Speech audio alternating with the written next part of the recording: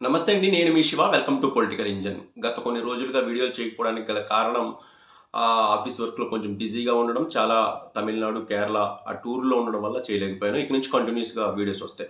So, విషయానికొస్తే AP fibre నెట్‌లో జరుగుతున్న వివాదం చాలా వింతగా, విడ్డూరంగా ఉంది. ఎందుకంటే జీ ఏపీ ఫైబర్ నెట్ చైర్మన్‌గా నియమితులైన జీవీ రెడ్డి గారు డైరెక్ట్‌గా ప్రెస్ మీట్ పెట్టి మరి fibre net MD Dinesh Kumar గారు నా మాట వినడం లేదు. ఎట్టి పరిస్థితిలో నేను చెప్పింది ఏమీ చేయడం లేదు. ఆయనకి పూర్తి స్థాయిలో ఆయనే మొత్తం నియంతలాగా చేసుకుంటున్నారు. ఒక ఐఏఎస్ ఆఫీసర్ అయ్యుండి కనీసం ఒక సంస్థకు చైర్మన్‌గా ఉన్న నా మాట కూడా వినడం లేదు అని చెప్పడం చాలా సీరియస్ అయిన విషయం అనైతే నేను భావిస్తున్నాను. ఎందుకంటే ఈ కుర్రాళ్లకు పదవులు ఇవ్వడం, వాళ్ళు ఏదో నిరూపించుకోవాలనుకోవడం గత ప్రభుత్వంలో అంటే వైసీపీ ప్రభుత్వంలో జరిగిన అన్యాయాలు గాని, అక్రమాలు గాని వెలికితీసి ఖచ్చితంగా ప్రభుత్వానికి మేలు చేకూర్చడమో లేకపోతే తనదైన ముద్రను వేసుకోవాలి ఎట్టి పరిస్థితుల్లో అనుకోవడం తప్పులేదు. సో, దానికి సంబంధించి ఐఏఎస్ ఆఫీసర్లుగా ఉన్న వ్యక్తులు ఈ ప్రస్తుతం యొక్క పనిచేస్తున్న ప్రభుత్వం లేకపోతే ఫైబర్ నెట్‌కి సంబంధించి ఏపీ ఫైబర్ నెట్‌కి సంబంధించి చైర్మన్ పదవి అనేది అత్యున్నత పదవి కాబట్టి చైర్మన్ చెబుతున్న విషయాలను ఖచ్చితంగా అనుసరించాలి, అనుసరించి తీరాలి.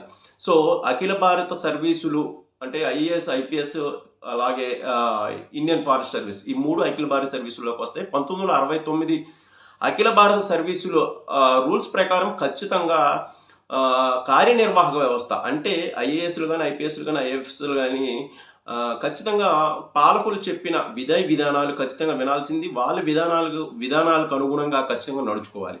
సో, దీన్ని అర్థం చేసుకుంటే చాలా అద్భుతంగా మంచి ఫలితాలొస్తాయి. సో, దినేష్ కుమార్ గారు ఎందుకు మాట వినడం లేదు, ఏంటి అనేది పక్కన పెడితే, ఖచ్చితంగా ఒక పాలకుడు లేకపోతే ఒక చైర్మన్ హోదాలో AP fiber net MD chairman పదవనేది చాలా కీలకమైన నామినేటెడ్ పోస్ట్ జీవీ రెడ్డి గారికి దక్కింది.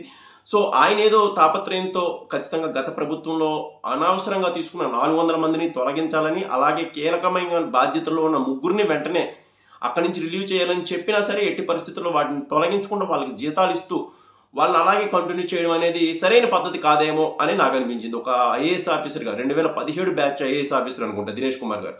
సో, జూనియర్ అయినప్పటికీ కూడా ఒకేసారి ఇంత ఇంత కోఆర్డినేషన్ ఎక్కడ మిస్ అయింది? అసలు ఏంటి అనేది చూసుకోవాలి. ఒకవేళ పాలకులు ఏదైనా చట్టవిరుద్ధంగా గాని, లేకపోతే రాజ్యాంగ విరుద్ధంగా గాని ఒక పని చెప్పినప్పుడు ఖచ్చితంగా కార్యనిర్వాహక వ్యవస్థ దాన్ని తోసిపుచ్చాలి. ఓన్లీ రాజ్యాంగానికి లోబడిన పనులు మాత్రమే కార్యనిర్వాహక వ్యవస్థ చేయాల్సి ఉంటుంది. అది ఎలాంటి పనైనా చేయాలి. విధి విధానాలకు సంబంధించి ప్రభుత్వం నిర్ణయం తీసుకుంటుంది. పాలకులు నిర్ణయం తీసుకుంటారు. పాలక పక్షం, కార్యనిర్వాహక పక్షం, న్యాయ వ్యవస్థ ఈ మూడాట్లికి చాలా మన రాజ్యాంగంలో స్పెసిఫిక్ ఖచ్చితమైన ఒక బరి గీశారు. ఒక ఖచ్చితమైన ఒక ఒక వాళ్ళ విధి విధానాలనైతే రూపొందించారు. సో, వాటిని ఖచ్చితంగా ఎవరైనా సరే ఏ ఐఏఎస్ ఆఫీసర్ అయినా సరే పాటించాలి. ఎవరైనా ఖచ్చితంగా ఆహ్, తీర్చాలి. వాళ్ళు చెప్పింది ఖచ్చితంగా అమలు చేయాలి. సో, దినేష్ కుమార్ గారు ఎందుకు అలా చేస్తున్నారు ఏంటనేది నాకైతే అర్థం కాలేదు గానీ, సో, ఏదైనా రాజ్యాంగ విరుద్ధంగా జీవీ రెడ్డి గారు చెప్పి ఉంటే కనుక ఖచ్చితంగా దాన్ని ఒక నోట్ రూపంలో రాయాలి. దీనికి నేను చేయలేకపోవడానికి గల కారణాన్ని కూడా ఆ నోట్‌లో వివరించాలి. ఐఏఎస్ ఆఫీసర్ అఖిల భారత సర్వీసులో ఉన్న అధికారి.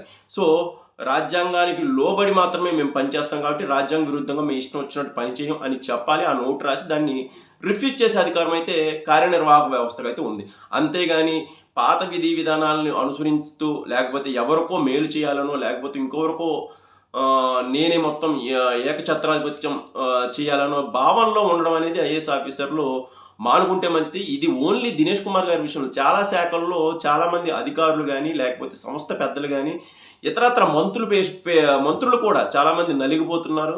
చాలామంది పాత ప్రభుత్వ విధి విధానాలకి అలవాటు పడ్డారు. ఇంకా కొత్త విధి విధానాలకి కూటమి ప్రభుత్వం తీసుకుంటున్న నిర్ణయాలకు గాని, విధి విధానాలకు గాని ఇంకా లోబడి పనిచేయడం లేదు అన్న ఆరోపణలైతే చాలా ఎక్కువగా వస్తున్నాయి. దీని మీద ముఖ్యమంత్రి గారు తన యొక్క గేర్‌ను మార్చాలి. ప్రతిసారి గట్టిగా పనిచేయండి లేకపోతే కఠిన చర్యలు తీసుకుంటామని ఈ పత్రికా భాషను పక్కన పెట్టి చంద్రబాబు గారు చాలా గట్టిగా పనిచేయాల్సిన అవసరం ఉంది. తన కూటమి ప్రభుత్వ విధి విధానాలకు, తన నాయకులు చెప్పిన విధి విధానాలకు, తనకు ఇష్టమైన రీతిలో ప్రభుత్వాన్ని నడిపే హక్కు అయితే ముఖ్యమంత్రి గారికి ఉంది కాబట్టి దాన్ని వినేలాగైతే అధికార యంత్రాంగాన్ని సమాయత్తం చేయాల్సిన అవసరం ఉంది. ఖచ్చితంగా ఈ ఫైబర్ నెట్ అంశాన్ని అయితే ఖచ్చితంగా సీరియస్‌గా తీసుకుంటారని అయితే నేను భావిస్తున్నాను. సో ఈ అంశాలపై ఏమైనా మీ సూచనలు సలహాలు ఉంటే ఖచ్చితంగా కామెంట్ చేయండి. వీడియో కనుక నచ్చితే ఒక లైక్ ఇవ్వండి. Thank you.